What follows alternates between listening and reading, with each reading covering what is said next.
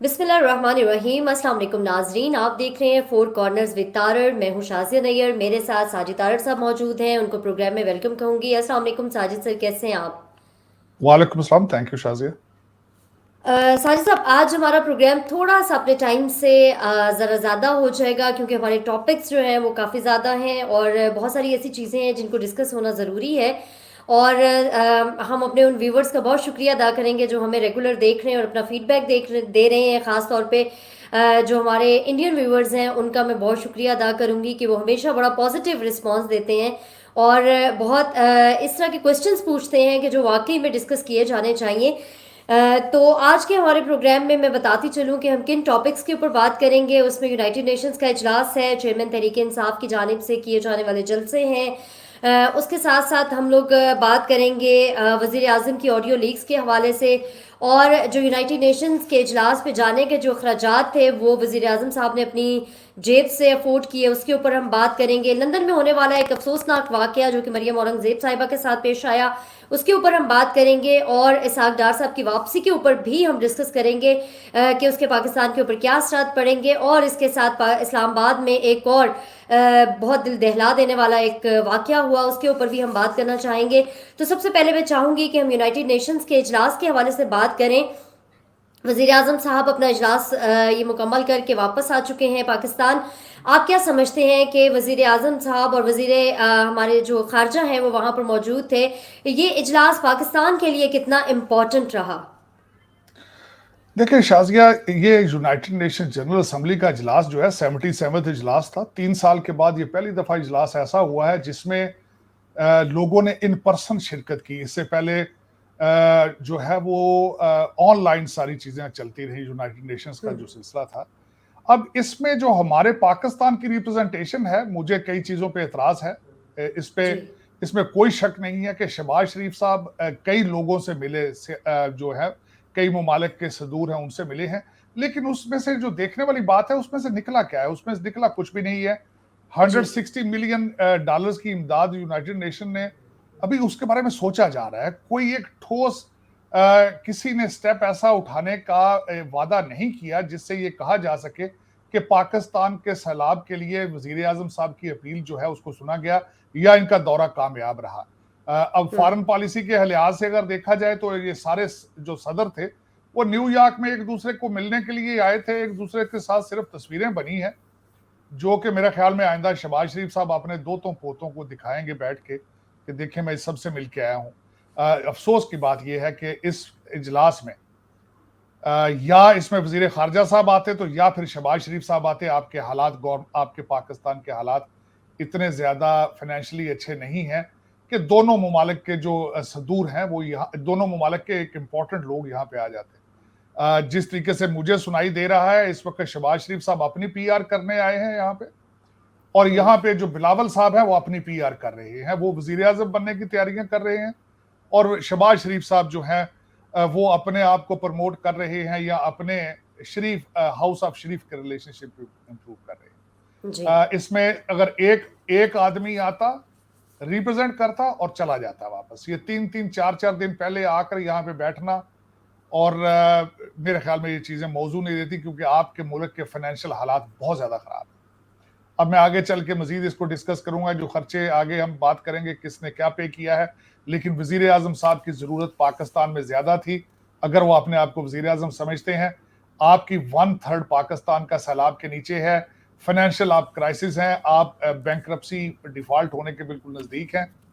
और दूसरा जो कि खान साहब हैं, जो एक पाकिस्तान की बहुत पॉपुलर पार्टी के इस वक्त हेड हैं, वो माचिस और तेल लेकर इस्लामाबाद के आसपास चक्कर लगा रहे हैं। मेरे ख्याल में इस नाजुक वक्त में यही अच्छा होता कि इन दोनों में से एक आता और दूसरा सिंध के अंदर जाके अपने लोगों को सैलाब में उनकी मदद करता या उनके पास उनकी हौसला अफजाई करता।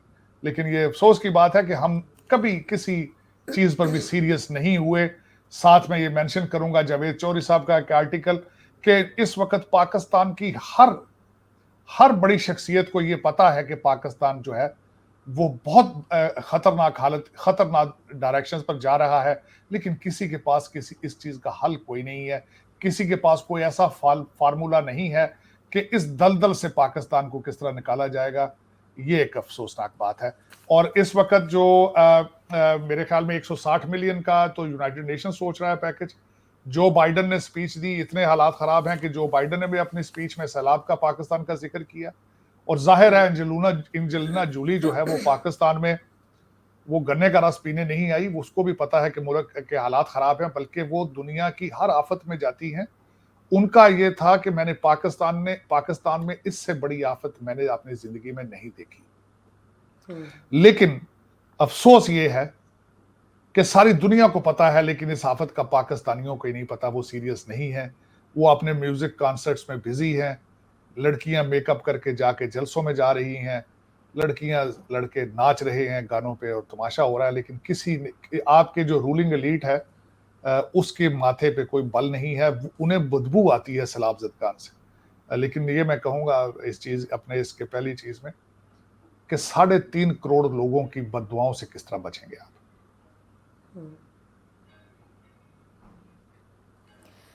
सर साहब, चेयरमैन तहरीक इंसाफ इमरान खान साहब, आपकी अब बात सुनने के बाद एक वही बात है कि सख्ता हो जाता है हमेशा जब आप इस तरह की बातें करते हैं कि पाकिस्तान में जो एलीट है उनको किसी गरीब का कोई दुख दर्द महसूस ही नहीं होता है।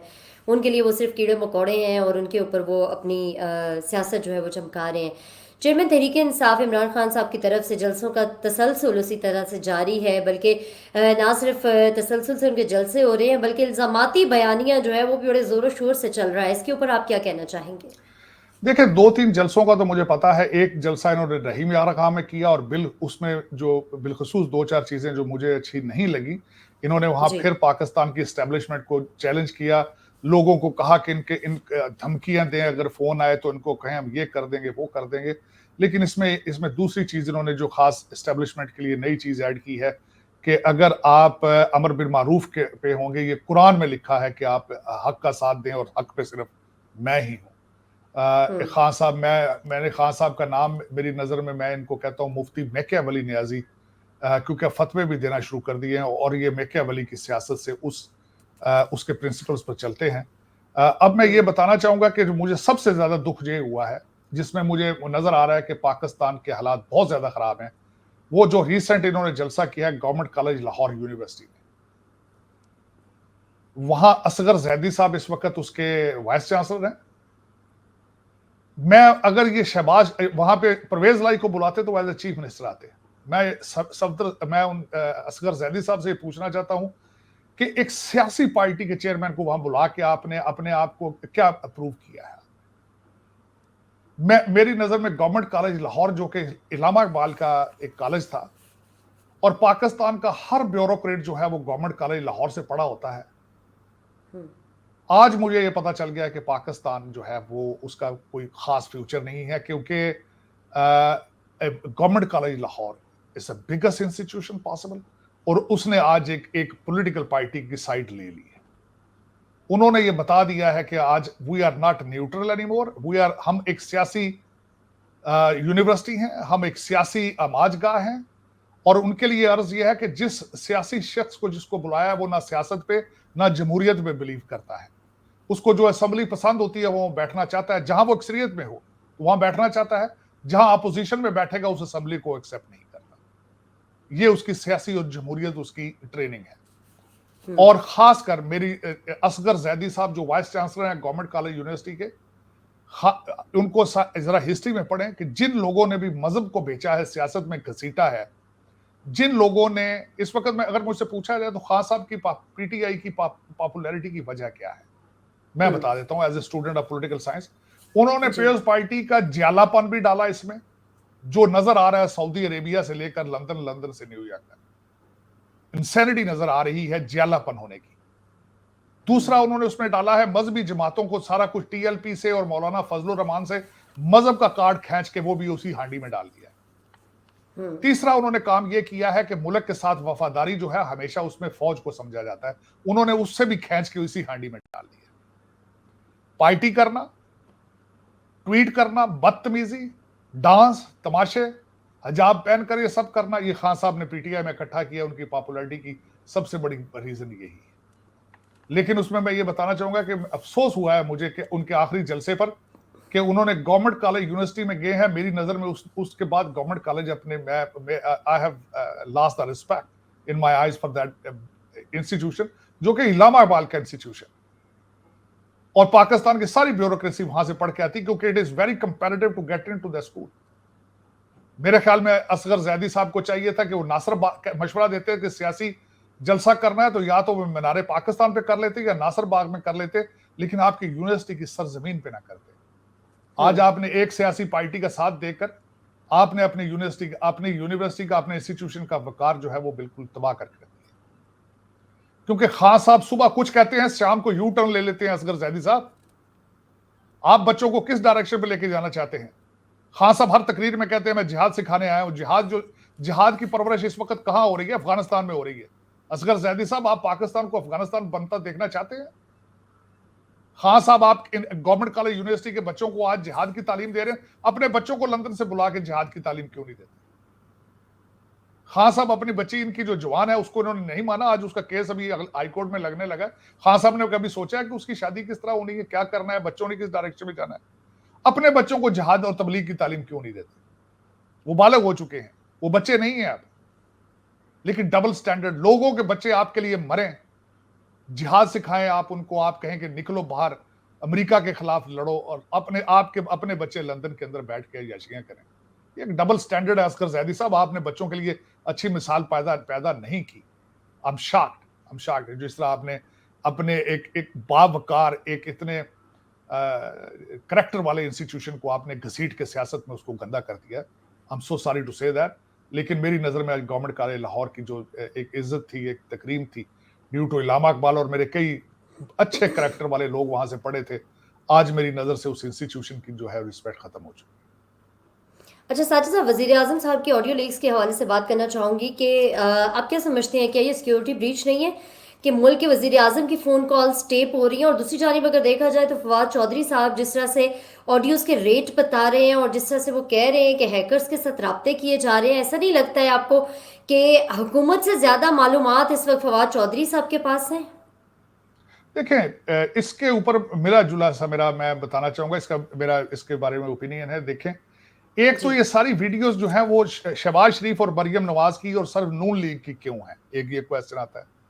दूसरा मेरा ये क्वेश्चन ये है कि इंटेलिजेंस ब्यूरो उस ऑफिस की इंचार्ज है, 25 अरब रुपए के इक्विपमेंट उन्होंने खरीदे और दिन में 2 दफा वजीर आजम के ऑफिस को और उनकी गाड़ियों को स्कैन किया जाता है। ये दूसरा क्वेश्चन। तीसरा क्वेश्चन है कि डीजीआईबी ने अभी तक रिजाइन क्यों नहीं दिया, ये तीसरा क्वेश्चन। चौथा क्वेश्चन मुझे ये आता है कि खान साहब ने अगले दिन कर्क के जलसे में कहा कि मैं अपनी आखिरी वारदात करने वाला हूं, और फिर उन्होंने मरियम नवाज की चीजों की भी बातें की हैं। तो आखिरी वारदात करना से मुराद ये है कि खान साहब को शायद इन चीजों का भी पता था। आखिरी वारदात फिर उन्होंने राना सनाउल्लाह को रहीम यार मखा में कहा कि पिछली दफा हम तैयारी के साथ नहीं आए, इस दफा हम तैयारी के साथ आएंगे। उसका मतलब क्या है? लोग उससे मतलब ये निकाल रहे हैं कि अब ये मुसल्ला होकर आएंगे और ये अटैक करना चाहते हैं इस्लामाबाद पे। और इन सर्कमस्टांसिस के अंदर जो जिस तरीके से खास मुल्क तरक्की कर सकता है, इकॉनमी ठीक हो सकती है, IMF आपको पैसे देगा इन हालात में, जब आप कहें कि इस्लामाबाद के ऊपर हम मुसल्ला होकर हमले करेंगे, डॉलर रुक सकता है। दुनिया को आपकी मदद करनी चाहिए, क्यों करें मदद आपकी? और दूसरा मेरा ये क्वेश्चन है आपके लिए कि इस वक्त जो भी कराची या लाहौर से कोई जो तंजीमें ट्रक लेकर जाती हैं, 20 मील पहले उनको लूट लिया जाता है। क्यों दें? आपने कोविड के पैसे भी खाए हैं, आपने जल्जले के पैसे भी खाए हैं। दुनिया इस वक्त परेशान है, दुनिया आपकी मदद करना चाहती है, लेकिन वो समझते हैं कि किस तरह करें। वो किस तरह करें? आप बता दें, कोई तरीकाकार आपके पास है तो बता दें। लेकिन ये कि जब लाहौर और कराची से ट्रक उनके पास नहीं पहुंच सकते, तो अमेरिका और बरतानिया से क्या उम्मीदें रखते हैं आप? ये बिल्कुल गलत बात है। आपको चाहिए कि पहले अपने किरदार ठीक करें, अपनी जिंदगी खुद ठीक करें। आप पाकिस्तानियों की मदद नहीं करना चाहता तो अमरीकियों से क्यों एक्सपेक्ट कर रहे हैं? आप क्यों एक्सपेक्ट करते हैं कि इंडिया ने आपकी मदद नहीं की, जब पाकिस्तानियों को नहीं देखना चाहते? लाहौर वैसे ही चल रहा है, खाबे चल रहे हैं, इस्लामाबाद में आपकी V8 गाड़ियां वैसे ही भाग रही हैं, आपके सारे 5 स्टार होटल वैसे ही चल रहे हैं, किसी के माथे पे बल नहीं है। अर्तुगरुल गाजी की सारी जा चुकी है, एंजेलिना जूली है, और आपके सारे जितने भी आपके स्टेज ड्रामों के और दूसरे जो आपके गायक हैं, जितने मौसीकार हैं, जितने फनकार हैं वो उसी तरीके से अमेरिका में, कनाडा में और अपने लंदन में और दुबई में शो कर रहे हैं और पैसे बना रहे हैं। आप खुद अपने के लिए कुछ नहीं करना चाहते, लेकिन आप ये चाहते हैं अमेरिका और बरतानिया डॉलरों की बारिश करे और आप उन्हीं डॉलरों को लेकर भाग जाएं, आप चले जाएं लंदन और दुबई में। ये रवैया आपको बदलना पड़ेगा। आपको ये देखना होगा कि वो कौन से लोग हैं जो सैलाब ज़दगान के पास ट्रक पहुंचने से पहले ही उन पे झपट पड़ते हैं, लूट लेते हैं। अगर आप इतना कुछ कंट्रोल नहीं कर सकते तो खुदारा ये दुनिया से मदद मांगना छोड़ दें आप।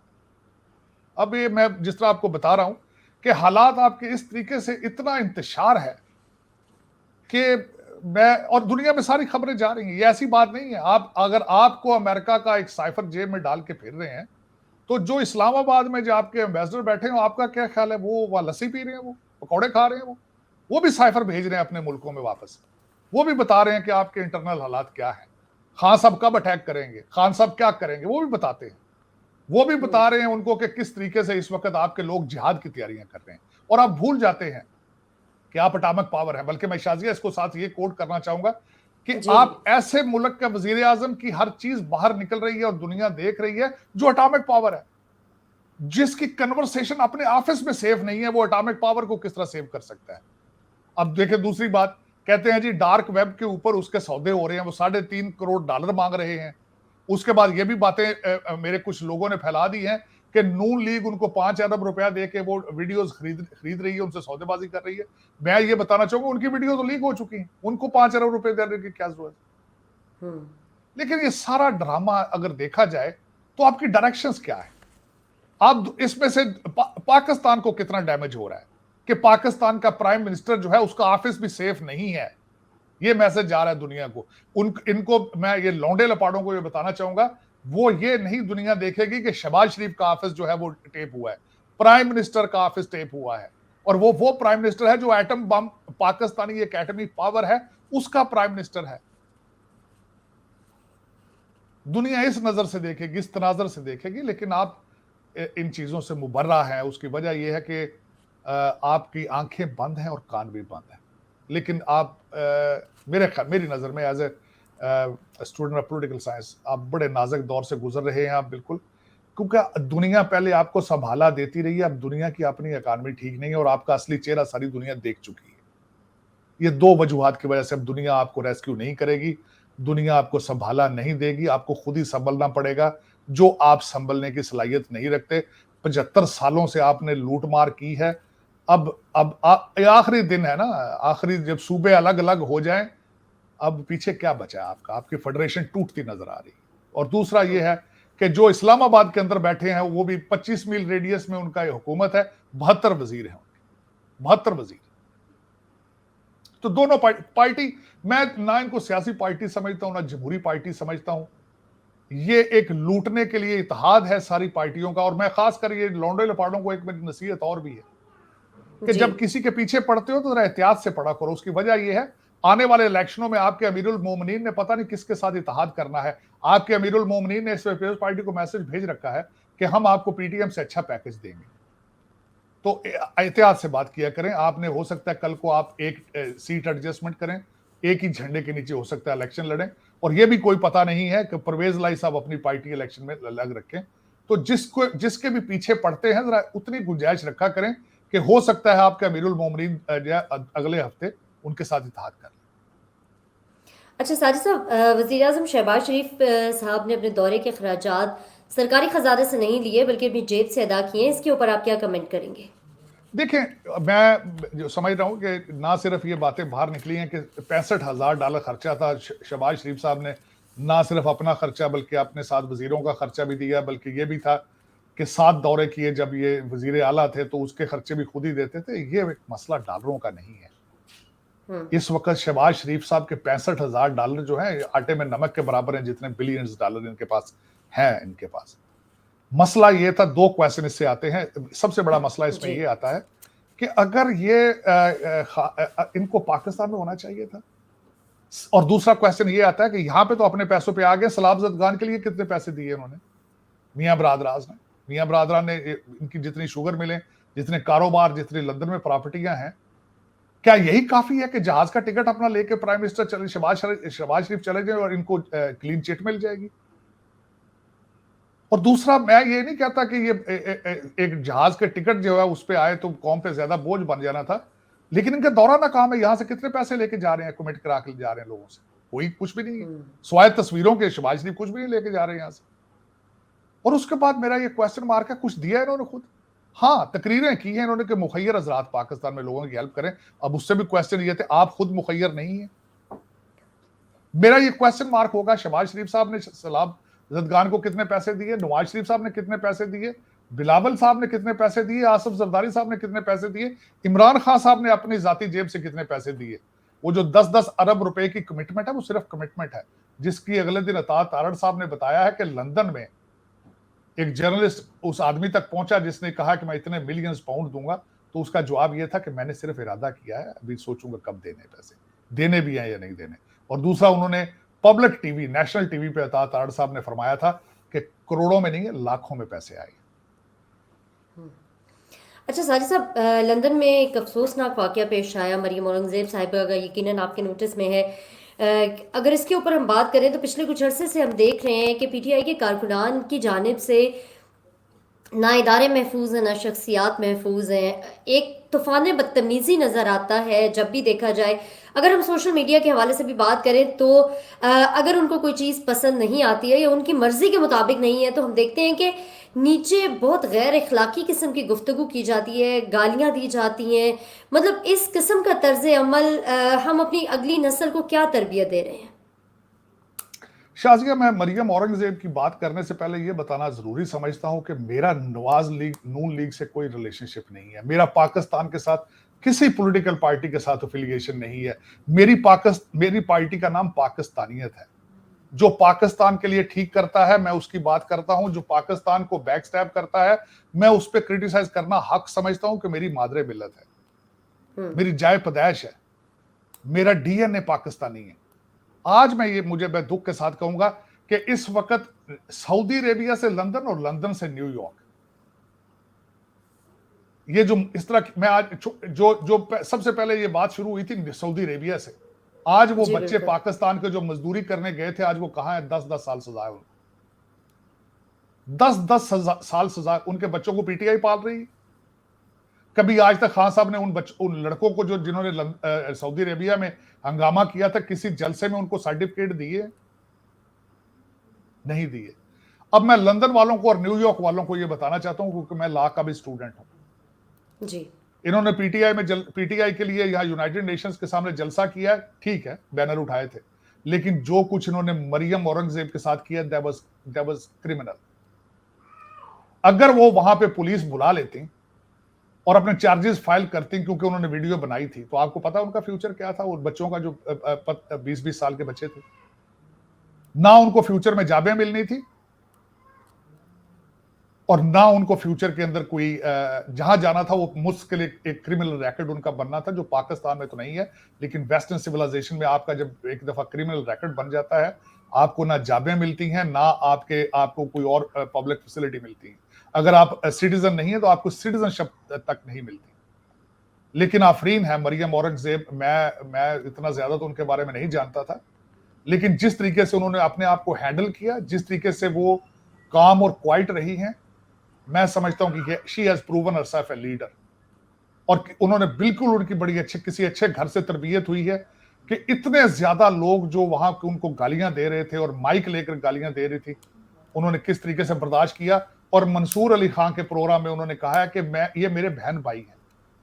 उन्होंने मंसूर खान ने एक क्वेश्चन किया कि आपने पुलिस क्यों नहीं बुलाई वहां पे, तो उन्होंने कहा नहीं, उन्होंने बल्कि जवाब में यह कहा कि मैंने सऊदी अरेबिया कॉल करके भी माफी देने की कोशिश की, लेकिन according to the Saudi law उनको 10-10 साल सजा हो चुकी। बिल्कुल ऐसा ही है, क्योंकि पीटीआई की तरफ से तो ऐसी कोई कोशिश नहीं हुई थी, लेकिन गवर्नमेंट की तरफ से ये कोशिश की गई कि उनकी सजाएं हाँ, कम हो जाए। देखिए, इसको मैं एक कंपैरिजन ये करना चाहता हूं कि ये जमाइमा जी। खान के बाहर अगर पीटीआई वाले आके नून लीग वाले पत्थर मारें तब, या खान साहब की बहनों के पीछे ये जाएं लोग तब, जब खान साहब की जो एक्स फर्स्ट लेडी के बारे में बात की जाती है तो जिस तरीके से उनके पीछे पड़ते हैं, इसी तरह दूसरे लोगों को भी तकलीफ होती है। इनको इतनी शर्म होनी चाहिए थी। She is a lady, she is a lady. ये किसी मर्द के साथ भी नहीं होना चाहिए। और एक खातून पाकिस्तानी मुसलमान एक लड़की है, और जिस तरीके से ये हमला हुआ है उसके ऊपर, हमला देखे ना जिस तरह विशेष तरीके के साथ उन्होंने किया है, कोई मर्द भी नहीं ये बर्दाश्त कर सकता था, लेकिन उसने बर्दाश्त किया है। मरियम औरंगजेब, आपकी खामोशी को सलाम, लेकिन अफसोस ये कैंसर इतना फैल चुका है कि अब मेरे ख्याल में ये इसको पता नहीं कितनी अरसा लगेगा ये ठीक होगा। कितने लोग जेलों में जाएंगे, हो सकता है कितने लोग जिंदगी से जाएं। आज जो जावेद चौधरी साहब ने आर्टिकल लिखा है, उन्होंने कहा कि एक इस वक्त पाकिस्तान को एक चिंगारी या एक गाली की जरूरत है। एक गाली, एक चिंगारी पूरे पाकिस्तान को राख करके रख देगी। उसकी वजह मैं बताना, उसको जब एनालाइज इसके बारे में मैंने आर्टिकल पढ़े हैं, तो जावेद चौधरी साहब की मैं इस बात से रिलेट ये करना चाहूंगा कि आज किसी जलसे में कोई चिंगारी, किसी जलसे में या किसी कंटेनर के ऊपर जब चढ़ते हैं, तो एक चिंगारी के साथ मुल्क का क्या होगा, कभी सोचा किसी ने? यार आप इस जगह पहुंच चुके हैं। इकॉनमी तो अलग चीज है, आपका मेरे ख्याल में सेफ्टी आपका एक इशू है, आपका मुस्तकबिल एक सेफ्टी, एक अलग एक डिस्कशन है। लेकिन क्या कहूं मैं, लेकिन जो कुछ भी मरियम औरंगजेब के साथ हुआ है, मैं ना सिर्फ उसको कंडेम करूंगा, लेकिन ये कि दुआ भी करूंगा ये जो लोग कर रहे हैं, अल्लाह ताला इनको राह हिदायत पर रखे। सियासी इख्तलाफात इतने बढ़ते जा रहे हैं कि आप मतलब इंसानियत को पीछे छोड़ चुके हैं उसमें।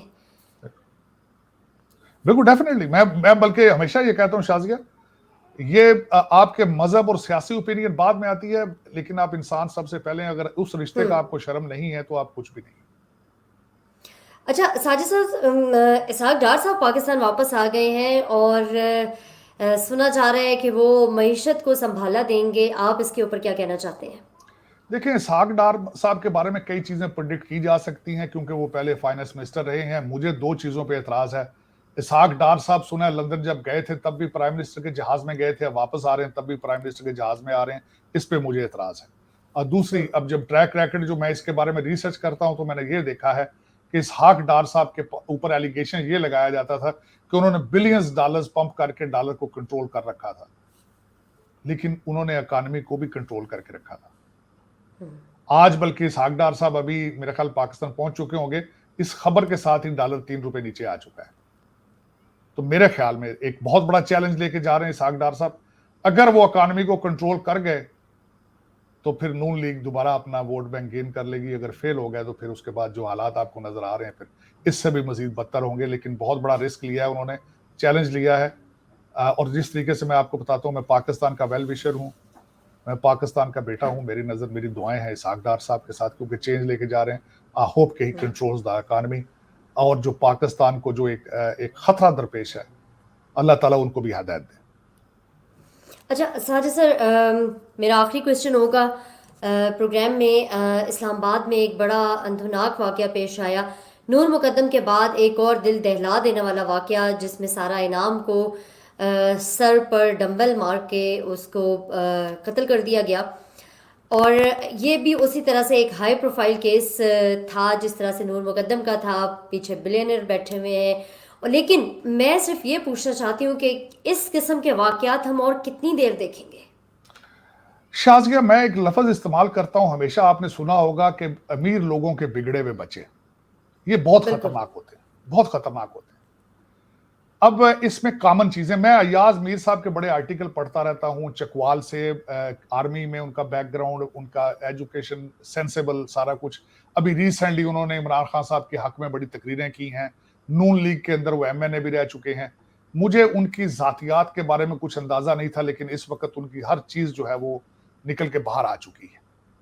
अब इस वक्त मैं जिस तरह कहता हूं कि अमीर लोगों के बिगड़े हुए बच्चे, इसी तरह उनका बच्चा भी था जिसने ये मर्डर किया है।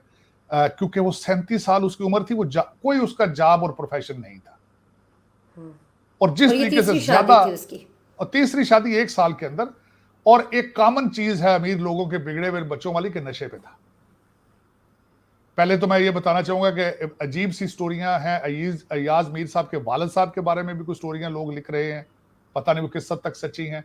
और उसके बाद अय्याज मीर साहब के जो मिसेज हैं उनके बारे में भी अजीब अजीब स्टोरियां हैं कि वो पीरजादा साहब की मिसेज थी, वहां से डाइवोर्स लेके इनसे शादी की, और इनसे शादी के बाद वापस पीरजादा साहब के निकाह में चली गई।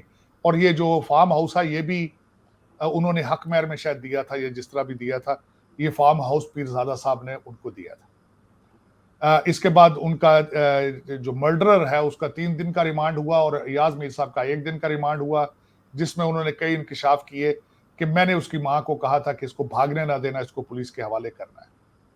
लेकिन अफसोस, सद अफसोस कि हम लोग सारी जिंदगी मेहनत करके पैसा कमा लेते हैं लेकिन औलाद खो देते हैं। उसकी वजह यह है, मैं आपको बताना ये चाहूंगा, अगर आप औलाद को रिज़्क़ हलाल नहीं खिलाएंगे, उनकी तरबियत नहीं करेंगे, उन्हें पैसों की जरूरत नहीं है, आपकी जरूरत है। आप अगर उनको हम्बलनेस या खुद बैठ के उनकी तरबियत नहीं करेंगे तो यही होगा। आपके नौकर, आपके टीवी और आपके पैसे अगर बेबी सिटिंग करेंगे तो यही होगा। हर अमीर घर की स्टोरी यही है इस वक्त, हर अमीर घर की स्टोरी यही। लोग अमेरिका में भी आके, इंग्लैंड जाके, दुबई जाके सारा कुछ जो पैसा पैसा पैसा करते हैं, पैसा पा लेते हैं, औलाद खो देते हैं, सुकून खो देते हैं। यही एक ट्रेजिडी है, क्योंकि हमने किरदार साजी छोड़ दी है, हमने शराफत प्रमोट करना छोड़ दी। ये tragedy, this is the human tragedy of Pakistanis either living in Pakistan और living abroad. That is the biggest tragedy. मैं चाहता हूं कि अल्लाह ताला इस तरह के इम्तिहान में किसी को ना डाले। ये हो जाता है जब आप फंडामेंटल्स इस सफर में जब राइट डिसीजन ना लें, परवरिश ना करें, चीजें ना करें, तो फिर यही होता है। मैं उसको भी ब्लेम नहीं करूंगा, क्योंकि उसकी वजह यह कि बेचारा डिप्रेस था। वो नशा करने वाला बंदा, तो फिर आपको पता ही उसकी सोचें क्या होती है। और उसके बाप का या सोसाइटी का काम था कि उसको कंपेल किया जाता कि अगर वो बिजनेस करता, कोई कारोबार करता, कोई जॉब करता।